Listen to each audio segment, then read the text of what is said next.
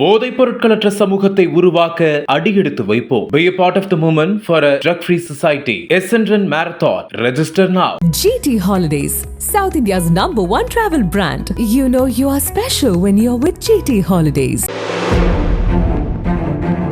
தனது மகளுடன் பள்ளியில் 4ஆம் வகுப்பு பயிலும் சிறுமியை தன் வீட்டில் வைத்து பாலியல் தொந்தரவு செய்த தந்தையின் செயல் பெற்றோர்கள் மத்தியில் பெரும் அதிர்ச்சியை ஏற்படுத்தியுள்ளது. கன்னியாகுமரி மாவட்டம் நாகர்கோவில் அருகே உள்ள NGO காலனி பகுதியில் வசித்து வருபவர் அருள்குமரன். இவருக்கு 45 வயதாகிறது.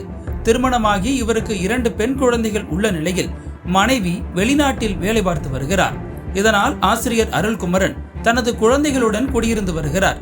இதில் இவருக்கு பிறந்த 4ஆம் வகுப்பு படிக்கும் பெண் குழந்தை நாகர்கோவில் அருகே உள்ள ஒரு தனியார் பள்ளியில் பயின்று வருகிறார்.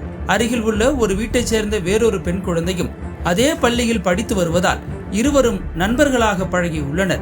இதனால் அடிக்கடி இருவரும் சேர்ந்து விளையாடியும் வந்துள்ளனர். இது மட்டுமில்லாமல் அருகில் உள்ள வீட்டைச் சேர்ந்த பல குழந்தைகளும் ஒன்றாக விளையாடுவது வழக்கம்.